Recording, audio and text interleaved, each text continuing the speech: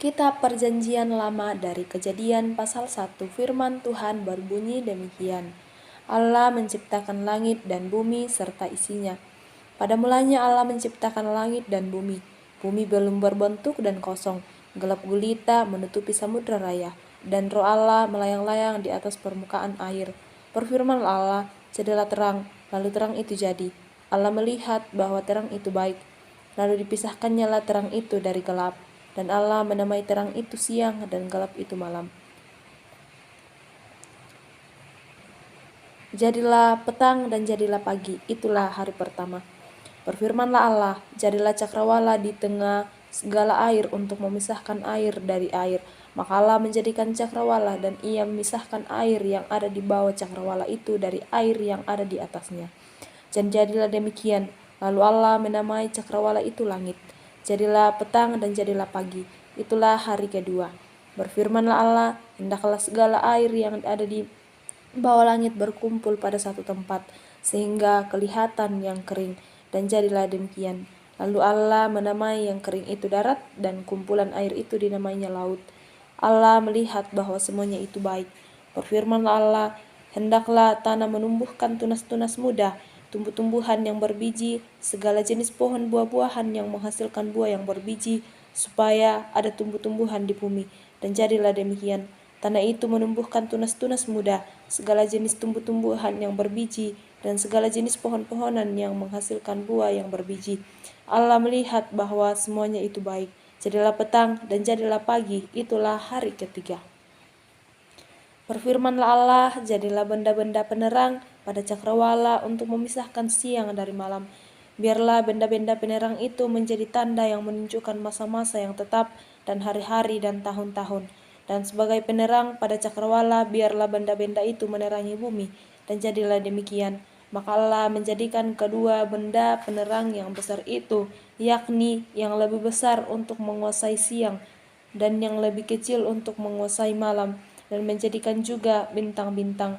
Allah menaruh semuanya itu di cakrawala untuk menerangi bumi, dan untuk menguasai siang dan malam, dan untuk memisahkan terang dari gelap. Allah melihat bahwa semuanya itu baik. Jadilah petang dan jadilah pagi, itulah hari keempat. Berfirmanlah Allah, hendaklah dalam air berkeriapan makhluk yang hidup, dan hendaklah burung beterbangan di atas bumi melintasi cakrawala. Maka Allah menciptakan binatang-binatang laut yang besar dan segala jenis makhluk hidup yang bergerak, yang berkeriapan dalam air, dan segala jenis burung yang bersayap. Allah melihat bahwa semuanya itu baik. Lalu Allah memberkati semuanya itu, firman-Nya, berkembang biaklah dan bertambah banyaklah serta penuhilah air dalam laut, dan hendaklah burung-burung di bumi bertambah banyak. Jadilah petang dan jadilah pagi, itulah hari kelima. Berfirmanlah Allah, hendaklah bumi mengeluarkan segala jenis makhluk yang hidup, ternak, dan binatang melata, dan segala jenis binatang liar. Dan jadilah demikian. Allah menjadikan segala jenis binatang liar dan segala jenis ternak dan segala jenis binatang melata di muka bumi. Allah melihat bahwa semuanya itu baik. Berfirmanlah Allah, baiklah kita menjadikan manusia menurut gambar dan rupa kita, supaya mereka berkuasa atas ikan-ikan di laut dan burung-burung di udara, dan atas ternak dan atas seluruh bumi, dan atas segala binatang melata yang merayap di bumi. Maka Allah menciptakan manusia itu menurut gambarnya. Menurut gambar Allah diciptakannya lah dia. Laki-laki dan perempuan diciptakannya mereka. Allah memberkati mereka, lalu Allah berfirman kepada mereka, beranak cuculah dan bertambah banyak, penuhilah bumi dan taklukkanlah itu. Berkuasalah atas ikan-ikan di laut dan burung-burung di udara dan atas segala binatang yang merayap di bumi. Berfirmanlah Allah, lihatlah aku memberikan kepadamu segala tumbuh-tumbuhan yang berbiji di seluruh bumi, dan segala pohon-pohonan yang buahnya berbiji, itulah akan menjadi makananmu. Tetapi kepada segala binatang di bumi, dan segala burung di udara, dan segala yang merayap di bumi, yang bernyawa, kuberikan kepada segala tumbuh-tumbuhan hijau menjadi makanannya. Dan jadilah demikian. Maka Allah melihat segala yang dijadikannya itu sungguh amat baik. Jadilah petang dan jadilah pagi, itulah hari yang keenam. Demikianlah diselesaikan langit dan bumi dan segala isinya, ketika Allah pada hari ketujuh telah menyelesaikan pekerjaan yang dibuatnya itu. Berhentilah ia pada hari ketujuh dari segala pekerjaan yang telah dibuatnya itu. Lalu Allah memberkati hari ketujuh itu dan menguduskannya, karena pada hari itulah ia berhenti dari segala pekerjaan penciptaan yang telah dibuatnya itu. Demikianlah riwayat langit dan bumi pada waktu diciptakan. Ketika Tuhan Allah menjadikan bumi dan langit, belum ada semak apapun di bumi, belum timbul tumbuh-tumbuhan apapun di padang, sebab Tuhan Allah belum menurunkan hujan ke bumi, dan belum ada orang yang mengusahakan tanah itu. Tetapi ada kabut naik ke atas dari bumi dan membasahi seluruh permukaan bumi itu. Ketika itulah Tuhan Allah membentuk manusia itu dari debu dan tanah dan menghembuskan nafas hidup ke dalam hidungnya. Demikianlah manusia itu menjadi makhluk yang hidup. Selanjutnya Tuhan Allah membuat taman di Eden di sebelah timur. Disitulah ditempatkannya manusia yang dibentuknya itu. Lalu Tuhan Allah menumbuhkan berbagai-bagai pohon dari bumi yang menarik dan yang baik untuk dimakan buahnya, dan pohon kehidupan di tengah-tengah taman itu, serta pohon pengetahuan tentang yang baik dan yang jahat. Ada suatu sungai mengalir dari Eden untuk membasuhi taman itu, dan dari situ sungai itu terbagi menjadi 4 cabang. Yang pertama namanya Pison, yakni yang mengalir mengelilingi seluruh tanah Hawilah tempat emas ada. Dan emas dari negeri itu baik, di sana ada damar, berdoala dan batu krisopras.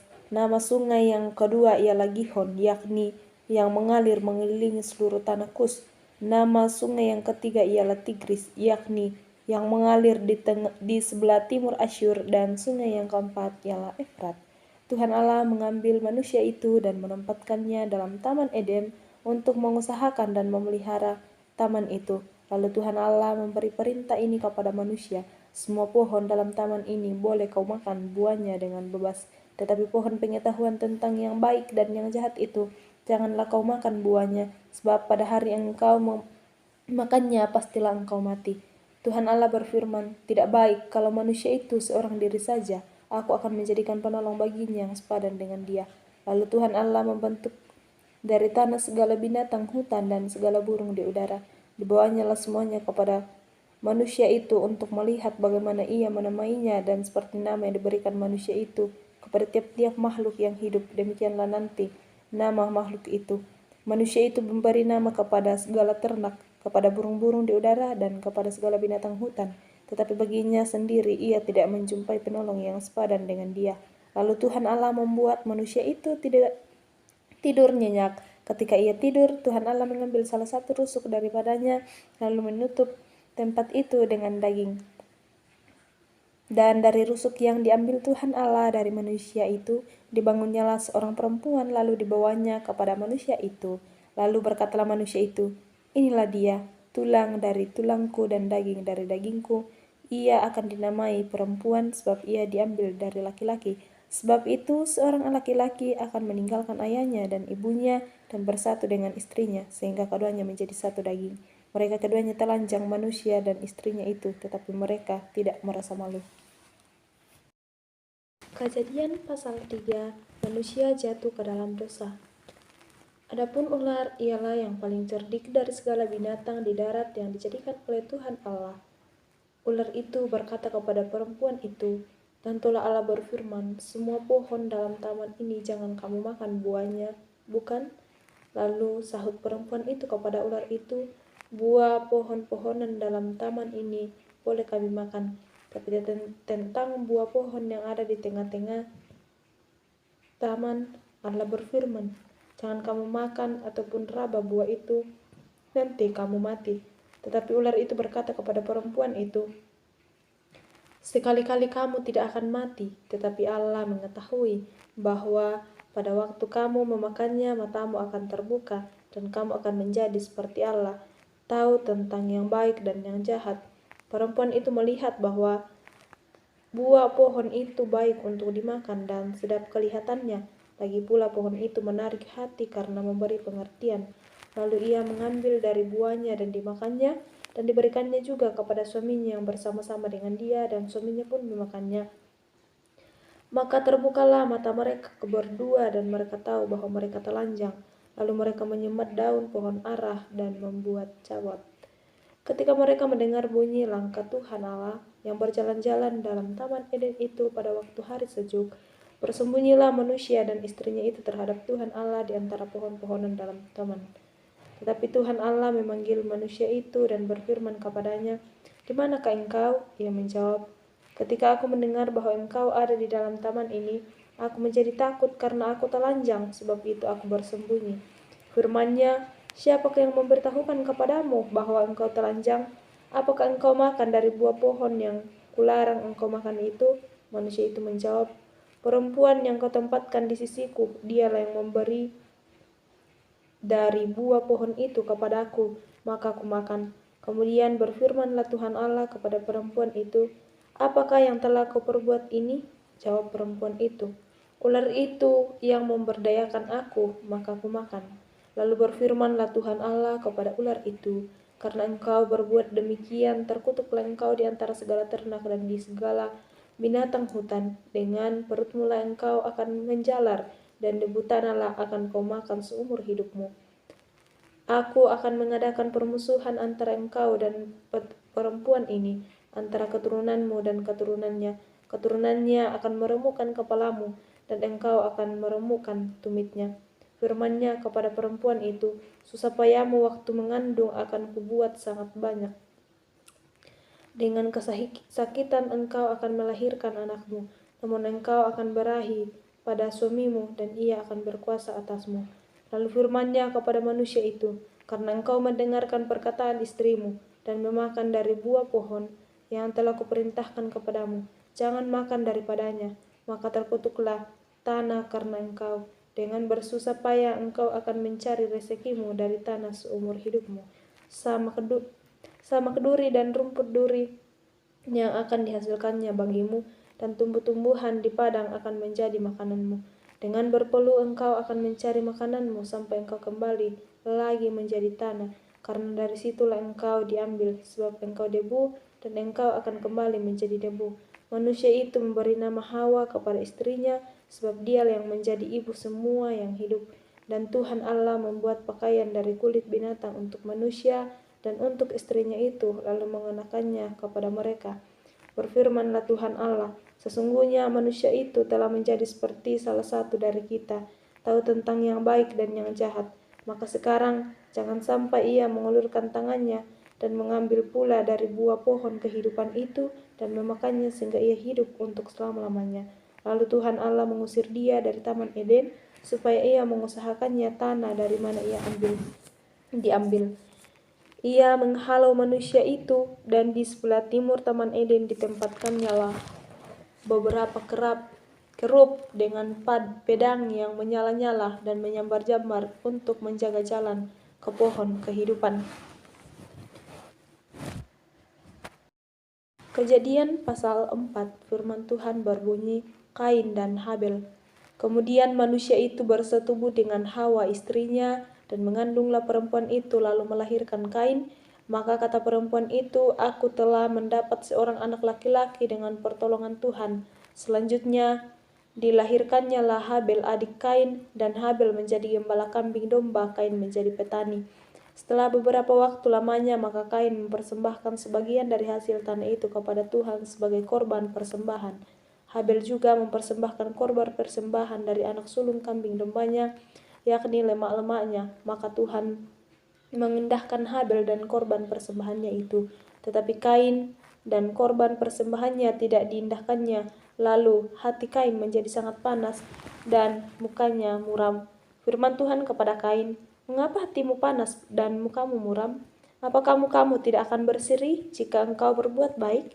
Tetapi jika engkau tidak berbuat baik, dosa sudah mengintip di depan pintu.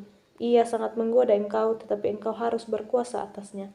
Kata Kain kepada Habel adiknya, "Marilah kita pergi ke padang." Ketika mereka ada di padang, tiba-tiba Kain memukul Habel adiknya itu, lalu membunuh dia. Firman Tuhan kepada Kain, "Di mana Habel adikmu itu?" Jawabnya, "Aku tidak tahu. Apakah aku penjaga adikku?" Firman-Nya, "Apakah yang telah kau perbuat ini?" Darah adikmu itu berteriak kepadaku dari tanah. Maka sekarang terkutuklah engkau, terbuang jauh dari tanah yang menegangkan mulutnya untuk menerima darah adikmu itu dan tangannya. Apabila engkau mengusahakan tanah itu, maka tanah itu tidak akan memberikan hasil sepenuhnya lagi kepadamu. Engkau menjadi sepenuhnya lagi kepadamu, engkau menjadi seorang pelarian dan pengembara di bumi, kata Kain kepada Tuhan. Hukumanku itu lebih besar daripada yang dapat kutanggung. Engkau menghalau aku sekarang dari tanah ini, dan aku akan bersembunyi dari hadapanmu, seorang pelarian dan pengembara di bumi. Maka barang siapa yang akan bertemu dengan aku, tentulah akan membunuh aku. Firman Tuhan kepadanya, sekali-kali tidak. Barang siapa yang membunuh Kain akan dibalaskan kepadanya 7 kali lipat. Kemudian Tuhan menaruh tanda kepada Kain supaya ia jangan dibunuh oleh barang siapapun yang bertemu dengan dia. Lalu Kain pergi dari hadapan Tuhan dan ia menetap di tanah Nod di sebelah timur Eden. Kain bersetubuh dengan istrinya dan mengandunglah perempuan itu, lalu melahirkan Henok. Kemudian Kain mendirikan suatu kota dan dinamainya kota itu Henok menurut nama anaknya.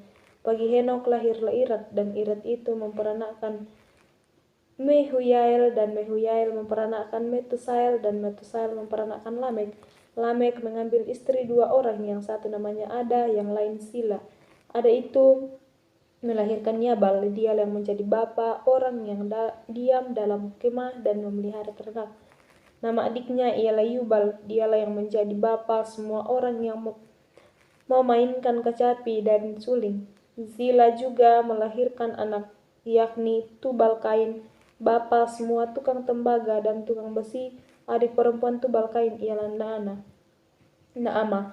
Berkatilah Lamek kepada kedua istrinya itu, Ada dan Sila, dengarkanlah suaraku. Hai istri-istri Lamek, pasanglah telingamu kepada perkataanku ini. Aku telah membunuh seorang laki-laki karena ia melukai aku, membunuh seorang muda karena ia memukul aku sampai bengkak. Sebab jika Kain harus dibalaskan 7 kali lipat, maka Lamek 77 kali lipat. Adam bersetubuh pula dengan istrinya, lalu perempuan itu melahirkan seorang anak laki-laki dan menamainya Set. Sebab katanya, Allah telah mengaruniakan kepadaku anak Allah lain sebagai ganti Habel, sebab Kain telah membunuhnya. Lahirlah seorang anak laki-laki bagi Set juga, dan anak itu dinamainya Enos. Waktu itulah orang mulai memanggil nama Tuhan.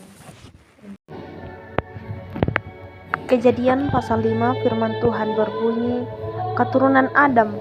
Inilah daftar keturunan Adam pada waktu manusia itu diciptakan oleh Allah. Dibuatnyalah dia menurut rupa Allah. Laki-laki dan perempuan diciptakannya mereka. Ia memberkati mereka dan memberikan nama manusia kepada mereka. Pada waktu mereka diciptakan, setelah Adam hidup 130 tahun, ia memperanakkan seorang anak laki-laki menurut rupa dan gambarnya, lalu memberi nama Set kepadanya. Umur Adam setelah memperanakkan Set 800 tahun, dan ia memperanakkan anak lelaki dan perempuan. Jadi Adam mencapai umur 930 tahun, lalu ia mati. Setelah Set hidup 150 tahun, ia memperanakkan Enos. Setelah Set hidup 105 tahun, ia memperanakkan Enos. Dan Set masih hidup 807 tahun setelah ia memperanakkan Enos, dan ia memperanakkan anak-anak lelaki dan perempuan. Jadi Set mencapai umur 912 tahun, lalu ia mati. Setelah Enos hidup 90 tahun, ia memperanakkan Kenan. Dan Enos masih hidup 815 tahun setelah ia memperanakkan Kenan, dan ia memperanakkan anak-anak lelaki dan perempuan. Jadi Enos mencapai umur 905 tahun, lalu ia mati. Setelah Kenan hidup 70 tahun, ia memperanakkan Mahalalel.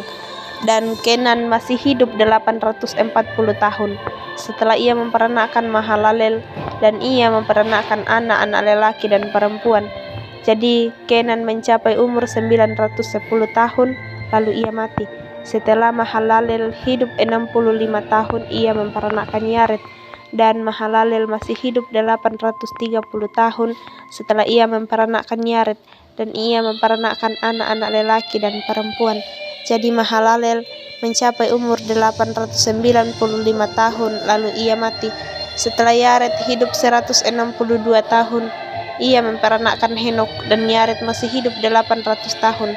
Setelah ia memperanakkan Henok dan ia memperanakkan anak-anak lelaki dan perempuan. Jadi Yared mencapai umur 962 tahun lalu ia mati. Setelah Henok hidup 65 tahun, ia memperanakkan Metusala. Dan Henok hidup bergaul dengan Allah selama 300 tahun lagi setelah ia memperanakkan Metusala. Dan ia memperanakkan anak-anak lelaki dan perempuan. Jadi Henok mencapai umur 365 tahun. Dan Henok hidup bergaul dengan Allah lalu ia tidak ada lagi. Sebab ia telah diangkat oleh Allah. Setelah Metusala hidup 187 tahun, ia memperanakkan Lamek. Dan Metusala masih hidup 782 tahun. Setelah ia memperanakkan Lamek dan ia memperanakkan anak-anak lelaki dan perempuan. Jadi Metusala mencapai umur 969 tahun lalu ia mati. Setelah Lamek hidup 182 tahun, ia memperanakkan seorang anak laki-laki dan memberi nama Nuh kepadanya, katanya, anak ini akan memberi kepada kita penghiburan dalam pekerjaan kita yang penuh susah payah di tanah yang telah terkutuk oleh Tuhan. Dan Lamek masih hidup 595 tahun setelah ia memperanakkan Nuh dan ia memperanakkan anak-anak lelaki dan perempuan. Jadi Lamek mencapai umur 770 tahun lalu ia mati. Setelah Nuh berumur 500 tahun, ia memperanakkan Sem, Ham, dan Yafet. Pasal yang ke-6, kejahatan manusia. Ketika manusia itu mulai bertambah banyak jumlahnya di muka bumi dan bagi mereka lahir anak-anak perempuan, maka anak-anak Allah melihat bahwa anak-anak perempuan manusia itu cantik-cantik, lalu mereka mengambil istri dari antara perempuan-perempuan itu, siapa saja yang disukai mereka. Berfirmanlah Tuhan, rohku tidak akan selama-lamanya tinggal di dalam manusia, karena manusia itu adalah daging, tetapi umurnya akan 120 tahun saja. Pada waktu itu orang-orang raksasa ada di bumi, dan juga pada waktu sesudahnya ketika anak-anak Allah menghampiri anak-anak perempuan manusia, dan perempuan-perempuan itu melahirkan anak bagi mereka. Inilah orang-orang yang gagah perkasa di zaman purbakala, orang-orang yang kena aman. Ketika dilihat Tuhan bahwa kejahatan manusia besar di bumi, dan bahwa segala kecenderungan hatinya selalu membuahkan kejahatan semata-mata, maka menyesallah Tuhan bahwa ia telah menjadikan manusia di bumi, dan hal itu memilukan hatinya. Berfirmanlah Tuhan, aku akan menghapuskan manusia yang telah kuciptakan itu dari muka bumi, baik manusia maupun hewan dan binatang-binatang melata dan burung-burung di udara, sebab aku menyesal bahwa aku telah menjadikan mereka. Tetapi Nuh mendapat kasih karunia di mata Tuhan. Inilah riwayat Nuh. Nuh adalah seorang yang benar dan tidak bercela di antara orang-orang sesamanya, dan Nuh itu hidup bergaul dengan Allah. Nuh memperanakkan 3 orang laki-laki, Sem, Ham, dan Yafet. Adapun bumi itu telah rusak di hadapan Allah dan penuh dengan kekerasan. Allah menilik bumi itu dan sungguhlah rusak benar, sebab semua manusia menjalankan hidup yang rusak di bumi. Berfirmanlah Allah kepada Nuh, aku telah memutuskan untuk mengakhiri hidup segala makhluk, sebab bumi telah penuh dengan kekerasan oleh mereka. Jadi aku akan memusnahkan mereka sama-sama dengan bumi. Buatlah bagimu sebuah bahtera dari kayu gofir. Bahtera itu harus kau buat berpetak-petak dan harus kau tutup dengan pakal dari luar dan dari dalam. Beginilah engkau membuat bahtera itu 300 hasta panjangnya, 50 hasta lebarnya, dan 30 hasta tingginya. Buatlah atap pada bahtera itu dan selesaikanlah bahtera itu sampai sehasta dari atas, dan pasanglah pintunya pada lambungnya. Buatlah bahtera itu bertingkat bawah, tengah, dan atas. Sebab sesungguhnya aku akan mendatangkan air bah meliputi bumi untuk memusnahkan segala yang hidup dan yang bernyawa di kolong langit. Segala yang ada di bumi akan mati binasa. Tetapi dengan engkau, aku akan mengadakan perjanjianku dan engkau akan masuk ke dalam bahtera itu, engkau bersama-sama dengan anak-anakmu dan istrimu dan istri anak-anakmu. Dan dari segala yang hidup, dari segala makhluk, dari semuanya haruslah engkau bawa satu pasang ke dalam bahtera itu, supaya terpelihara hidupnya bersama-sama dengan engkau. Jantan dan betina harus kau bawa. Dari segala jenis burung dan dari segala jenis hewan, dari segala jenis binatang melata di bumi. Dari semuanya itu harus datang satu pasang kepadamu supaya terpelihara hidupmu.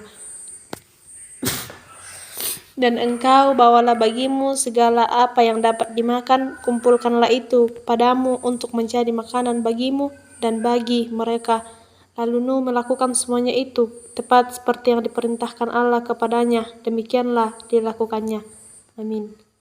Pasal yang ketujuh, firman Tuhan berbunyi, air bah. Lalu berfirmanlah Tuhan kepada Nuh, masuklah ke dalam bahtera itu, engkau dan seisi rumahmu, sebab engkaulah yang kulihat benar di hadapanku di antara orang zaman ini. Dari segala binatang yang tidak haram haruslah kau ambil 7 pasang jantan dan betinanya, tetapi dari binatang yang haram 1 pasang jantan dan betinanya. Juga dari burung-burung di udara 7 pasang jantan dan betina, supaya terpelihara hidup keturunannya di seluruh bumi. Sebab 7 hari lagi aku akan menurunkan hujan ke atas bumi, 40 hari 40 malam lamanya. Dan aku akan menghapuskan dari muka bumi segala yang ada, yang kujadikan itu. Lalu Nuh melakukan segala yang diperintahkan Tuhan kepadanya.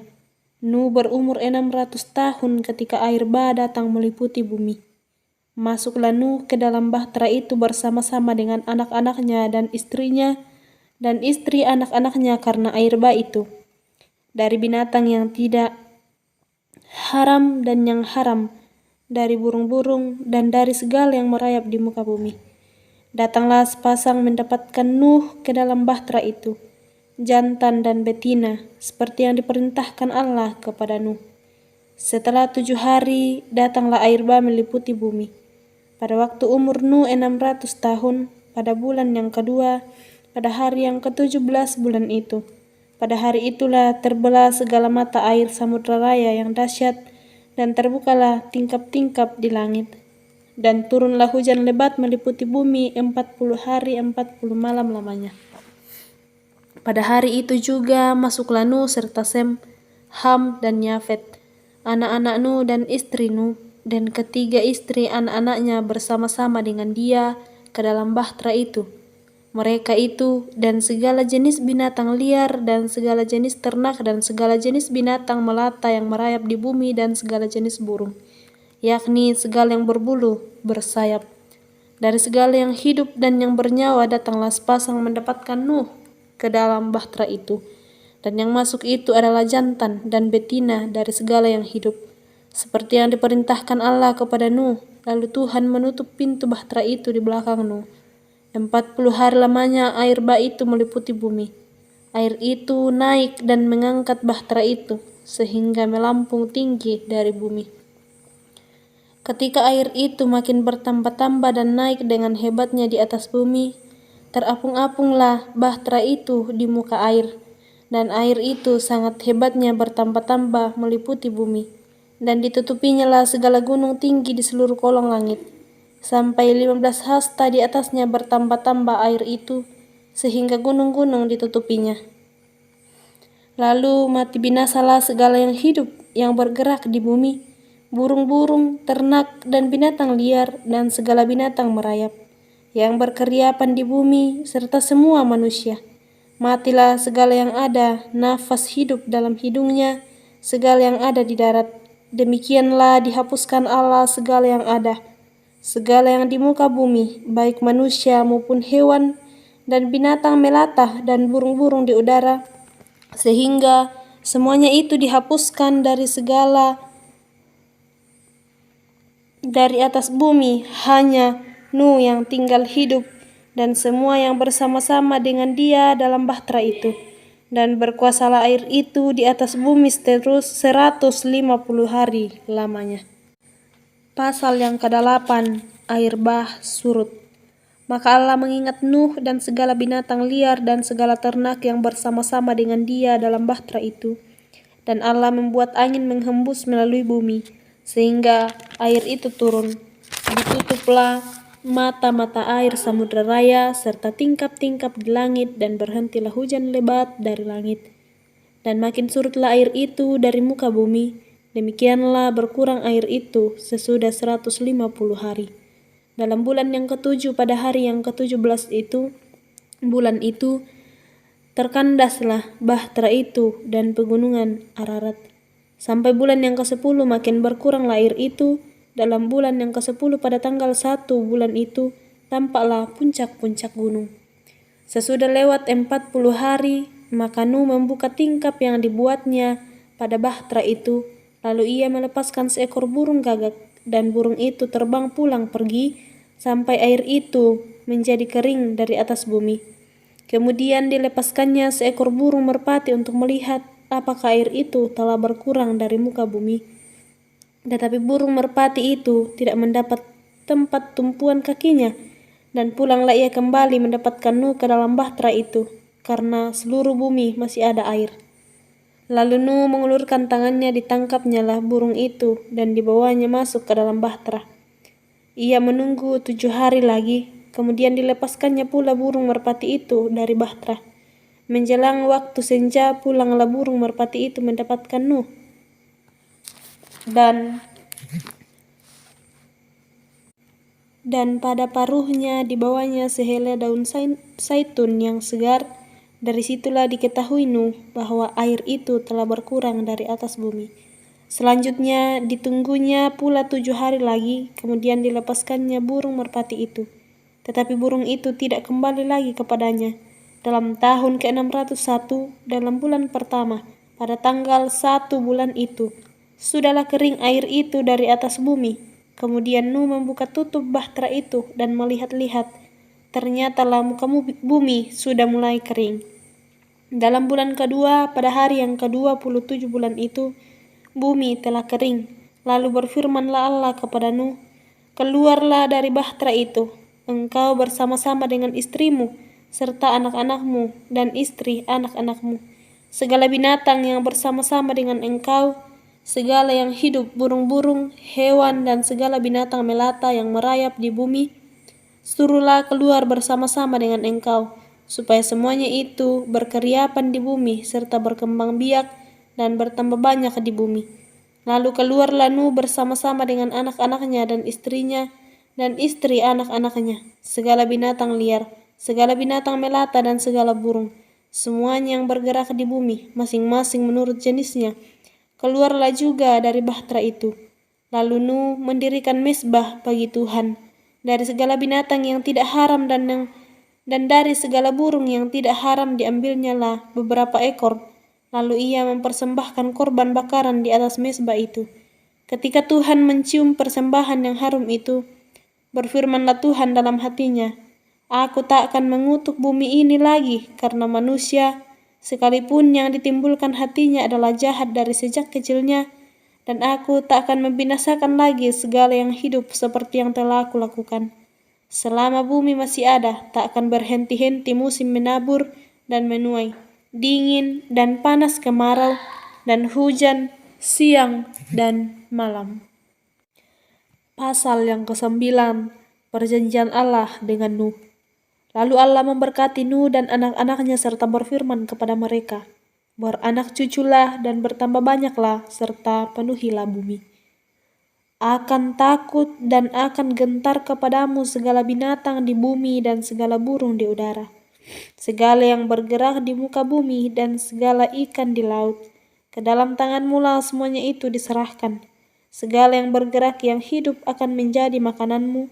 Aku telah memberikan semuanya itu kepadamu, seperti juga tumbuhan-tumbuhan hijau. Hanya daging yang masih ada nyawanya, yakni darahnya, janganlah kamu makan. Tetapi mengenai darah kamu, yakni nyawa kamu, aku akan menuntut balasnya dari segala binatang, aku akan menuntutnya, dan dari setiap manusia, aku akan menuntut nyawa sesama manusia. Siapa yang menumpahkan darah manusia, darahnya akan tertumpah oleh manusia. Sebab Allah membuat manusia itu menurut gambarnya sendiri. Dan kamu beranak cuculah dan bertambah banyak, sehingga tak terbilang jumlahmu di atas bumi. ya bertambah banyaklah di atasnya. Berfirmanlah Allah kepada Nuh dan kepada anak-anaknya yang bersama-sama dengan dia.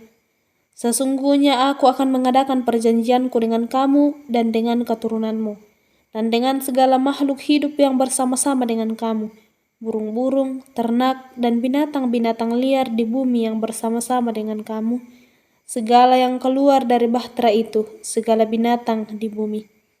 Maka kuadakan perjanjianku dengan kamu, bahwa sejak ini tidak ada yang hidup yang akan dilenyapkan oleh air bah lagi, dan tidak akan ada lagi air bah untuk memusnahkan bumi. Dan Allah berfirman, inilah tanda perjanjian yang kuadakan antara aku dan kamu, serta segala makhluk yang hidup yang bersama-sama dengan kamu turun-temurun untuk selama-lamanya. Busurku kutaruh di awan supaya itu menjadi tanda perjanjian antara aku dan bumi. Apabila kemudian kudatangkan awan di atas bumi dan busur itu tampak di awan, maka aku akan mengingat perjanjianku yang telah ada antara aku dan kamu, serta segala makhluk yang hidup, segala yang bernyawa, sehingga segenap air tidak lagi menjadi air bah untuk memusnahkan segala yang hidup. Jika busur itu ada di awan, maka aku akan melihatnya, sehingga aku mengingat perjanjianku yang kekal antara Allah dan segala makhluk yang hidup, segala makhluk yang ada di bumi. Berfirmanlah Allah kepada Nuh, inilah tanda perjanjian yang kuadakan antara aku dan segala makhluk yang ada di bumi. Anak-anak Nuh yang keluar dari bahtera ialah Sem, Ham, dan Yafet. Ham adalah bapa Kanaan. Yang ketiga ini adalah anak-anak Nuh, dan dari mereka inilah tersebar penduduk seluruh bumi. Nuh menjadi petani, dialah yang mula-mula membuat kebun anggur. Setelah ia minum anggur, mabuklah ia dan ia telanjang dalam kemahnya. Maka Ham, bapa Kanaan itu melihat aurat ayahnya, lalu diceritakannya kepada kedua saudaranya di luar. Sesudah itu Sem dan Yafet mengambil sehelai kain dan membentangkannya pada bahu mereka berdua. Lalu mereka berjalan mundur, mereka menutupi aurat ayahnya sambil berpaling muka, sehingga mereka tidak melihat aurat ayahnya. Setelah Nuh sadar dari mabuknya dan mendengar apa yang dilakukan anak bungsunya kepadanya, berkatalah ia, terkutuklah Kanaan. Hendaklah ia menjadi hamba yang paling hina bagi saudara-saudaranya. Lagi katanya, terpujilah Tuhan Allah Sem, tetapi hendaklah Kanaan menjadi hamba baginya. Allah meluaskan kiranya tempat kediaman Yafet, dan hendaklah ia tinggal dalam kemah-kemah Sem, tetapi hendaklah Kanaan menjadi hamba baginya. Nuh masih hidup 350 tahun sesudah air bah. Jadi Nuh mencapai umur 950 tahun, lalu ia mati. Pasal yang ke-10, daftar bangsa-bangsa keturunan Sem, Ham, dan Yafet. Inilah keturunan Sem, Ham, dan Yafet, anak-anak Nuh. Setelah air bah itu, lahirlah anak-anak lelaki bagi mereka. Keturunan Yafet ialah Gomer, Magog, Madai, Yawan, Tubal, Masek, dan Tiras. Keturunan Gomer ialah Askenas, Rifat, dan Togarma. Keturunan Yawan ialah Elisa, Tarsis, orang Kitim, dan orang Dodanim. Dari mereka inilah berpencar bangsa-bangsa daerah pesisir. Itulah keturunan Yafet masing-masing di tanahnya dengan bahasanya sendiri menurut kaum dan bangsa mereka. Keturunan Ham ialah Kusi, Misraim, Put, dan Kanaan. Keturunan Kusi ialah Seba, Hawila, Sabta, Raima, dan Sabteka. Anak-anak Raima ialah Sheba dan Dedan. Kusi memperanakkan Nimrod, dialah yang mula-mula sekali orang yang berkuasa di bumi. Ia seorang pemburu yang gagah perkasa di hadapan Tuhan, sebab itu dikatakan orang seperti Nimrod, seorang pemburu yang gagah perkasa di hadapan Tuhan. Mula-mula kekerajaannya terdiri dari Babel, Esrek, dan Akad, semuanya di tanah Siniar. Dari negeri itu ia pergi ke Asyur, lalu mendirikan Ninewe, Rehobot, Ir, Kalah, dan Resen di antara Ninewe dan Kalah, itulah kota besar itu. Misraim memperanakkan orang Ludim, orang Ananim, orang Lahabim, orang Naftuhim, orang Patrusim, orang Kasluhim, dan orang Kaftorim. Dari mereka inilah berasal orang Filistin. Kanaan memperanakkan Sidon, anak sulungnya, dan Het, serta orang Yebusi, orang Amori, dan orang Girgasi. Orang Hewi, orang Arki, orang Sini, orang Arwadi, orang Samari, dan orang Hamati. Kemudian berseraklah kaum-kaum orang Kanaan itu. Daerah orang Kanaan adalah dari Sidon ke arah Gerar sampai ke Gaza, ke arah Sodom, Gomora, Atma, dan Seboim sampai ke Lasa. Itulah keturunan Ham menurut kaum mereka, menurut bahasa mereka, menurut tanah mereka, menurut bangsa mereka. Lahirlah juga anak-anak bagi Sem, bapa semua anak Eber serta abang Yafet. Keturunan Sem ialah Elam, Asyur, Arpaksad, Lut, dan Aram. Keturunan Aram ialah Us, Hul, Geter, dan Mas. Arpaksad memperanakkan Selah, dan Selah memperanakkan Eber. Bagi Eber lahir 2 anak laki-laki, nama yang seorang ialah Pelek, sebab dalam zamannya bumi terbagi, dan nama adiknya ialah Yoktan. Yoktan memperanakkan Almodad, Selef, Hazar, Mawet, dan Yera, Hadoram, Uzal, dan Diklah, Obal, Abimael, dan Sheba, Ofir, Hawilah, dan Yobab.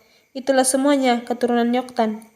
Daerah kediaman mereka terbentang dari Mesa ke arah Syafar, yaitu pegunungan di sebelah timur.